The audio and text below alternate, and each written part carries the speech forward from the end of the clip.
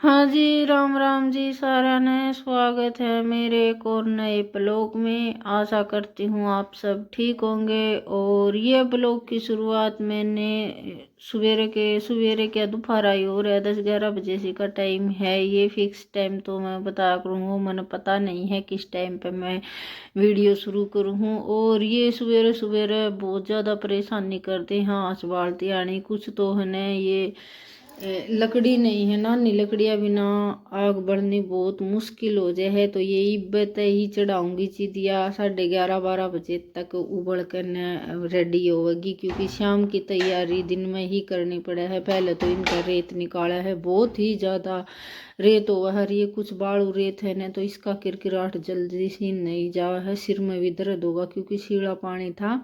और शीला पानी 2-3 बाल्टियाँ में ये पहले साबत धोई, और फिर के नाम है काटने के बाद में फिर 1 बाल्टी पानी में फिरते धोई, क्योंकि सारी मेहनत पर पानी फिर जाएगा अगर थोड़ा सा भी किरकिराट आ गया तो फिर ये है ना। और कुछ है ना किसी ने कह रखी थी और देन भी नहीं पाए, क्योंकि शाम ने मैंने बना के तो रख दी थी।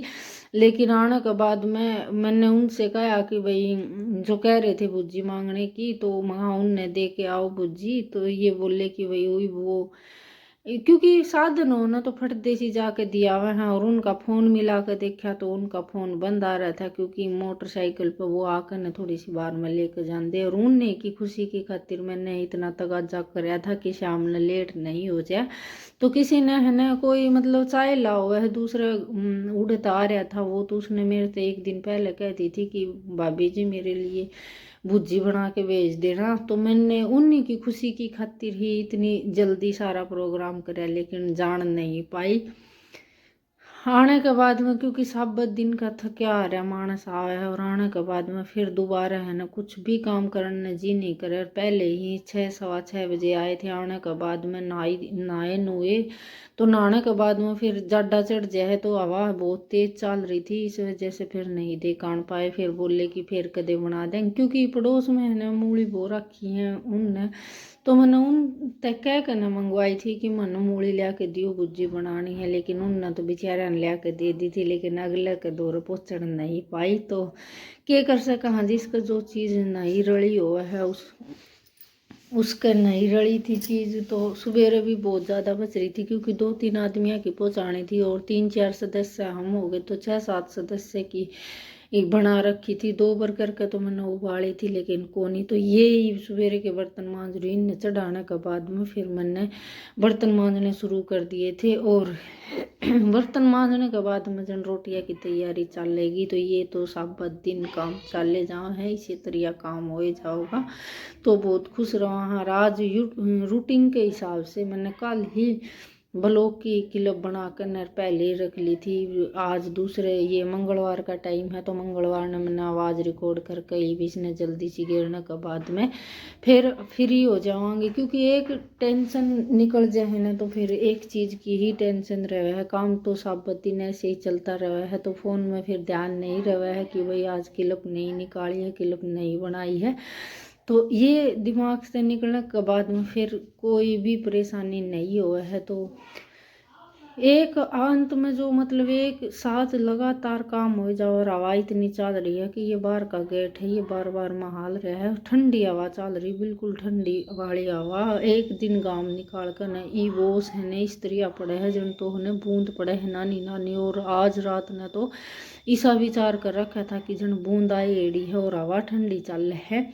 तो अटके इसने फिर तजाडा करना शुरू कर दिया है, क्योंकि थोड़ी घनी बारिश होने के बाद में फिर खोल दे तो ज़्यादा दिक्कत नहीं हुआ है। और यही बारिश हल्की हल्की फुहार सी और शीली हवा में नू बेरा नहीं लगे, बाहर निकलने जी तो नहीं करे, लेकिन निकलना पड़ा है, क्योंकि पशुआ के भी जी हुआ है। अपना काम तो अभी भीतर बढ़ जावा हाँ, और फिर रजाई में बढ़ जावा। तो ये है पशु तो बेचारा बोल कर नू नहीं बता सकता कि मैंने सर्दी लागे है या नहीं लागे है। तो मैं तो ऐसा काम हो रहा है मेरा जो पड्डा मरने के बाद में मैं ब्यास न चाहता कर भीतर ही रखा करूँ। इसी हवा में भी मैं कपड़ा उड़ा कर न और फिर रखा करूँ। 3-3 सवा 3 बजे मैं नीरण खातर गई न, जब कपड़ा उतारा, क्योंकि है ना ये चरती चरती है ना, फिर इसने जो उड़ा रखा है ना उसके से गेला या खान की वो करने लग जाए है, तो उसने चापने लग जाए। तो जिद जाकर मैंने ही कपड़े उतारे हैं, इसका कपड़ा उतारा है। और फिर एक गोबर पड़ा था सवेरे का, तो 2 दिन तक ही मैं गोबर थापन लग गई हूँ। कई दिन के बाद मैनू हुई है कि भाई गोश्ते भी चाहिएंगे, क्योंकि ये तो निकल जाएगा जैसे तैसे करके ना, आगे बहुत ज़्यादा परेशानी हो जाए।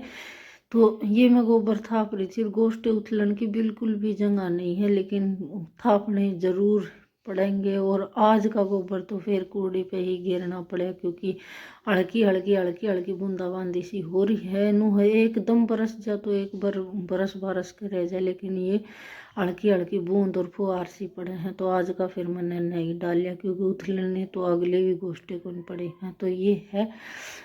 और एक बार तो मन नहीं कर रहा था कि आज टाल कर दे ठंडा गोबर, फिर मैंने सोचा कि ये गेर ही लिया है तो अगले दिन और भी ज़्यादा ठंडा गोबर हो जाएगा। तो इस मारी सवेरे के 3 तासड़े 2 तासड़े भरे थे, वो मैंने गेर कर न मिला कर न और थाप दिया था।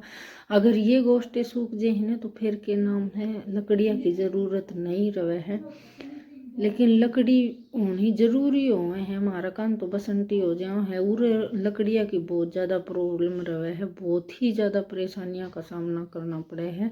लेकिन आदमियां तो कुछ नहीं पता चला, जो भी औरत काम करे है ना, उन बेरा लगा है कि भाई कितनी मुसीबत का सामना। उनने तो भाई दोनों टाइम बनी बनाई सब्जी रोटी मिल जाए है और वो खा ले। उन्हें क्या पता किस तरह के करके न जब बनाने पड़े हैं, 1 घंटा पहले आग सिलगानी पड़े है न, जिद जाकर न रोटियां की आँच बने हैं। नहीं तो और वैसे है नहीं कि भाई कच्ची पक्की खा कर न अपना टाइम पास कर लिया, क्योंकि बहुत ज़्यादा परेशानी हो जाए हैं। तो इसी तरह औरता का तो काम ही परेशानी झेलना, और इसी तरह है अपना टाइम पास हो ही जाएगा। और यही बस कहना चाहूँ, जितना भी मैंने सपोर्ट करो उतना ही दिल से धन्यवाद करती हूँ। और जो भी बाण मेरा पूरा वीडियो देखे तो कमेंट करा, हर रोज़ रिपीट में यही बात कहूँ। और अपनी जो लाइफ स्टाइल है वो अपन बहुत अच्छी लगे, देखो मन तो बहुत ही अच्छी लगे है। किसाए भी मतलब परिस्थिति हो उसमें खुश रहना जरूरी हो है, तो मैं हर एक परिस्थिति में दूसरे ने खुश रखूँ और खुश रहूँ। तो यही दुआ है। अगर ब्लॉग में कोई भी गलती होगी हो या किसी भी प्रति कोई गलत बात निकल गई हो तो मैं उन तक माफ़ी मांगू हूँ। ब्लॉग देखने के लिए बहुत बहुत धन्यवाद। यही रिक्वेस्ट है, प्यार और सपोर्ट आपका ऐसे ही बनाए रखना, क्योंकि मैं जल्दी जल्दी बोलूँ ना तो थोड़ी सी बोलने में है ना रिपीट, जल्दी जल्दी बोलने तर कुछ बात इसी निकल जाए हैं कि जो ना बोलना चाहूँ वो भी बात निकल जाए हैं। तो बोलने में तो देखो मैं हूँ ही इसी उस्ताद, ज़्यादा बोलने वाली तो हूँ, क्योंकि मेरे पास में जो कोई बैठ जाए है ना तो मैं दूसरे ने बोलने का मौका नहीं दिया करूँ, मैं खुद अपनी अपनी बात गाए जाया करूँ। तो या तो मेरे में है कमी बोलने की क्योंकि बच्चे के साथ भी मैं ऐसे ही रह जाऊँ, मैंने ज़रूरी नहीं है कि भाई मैंने किसी का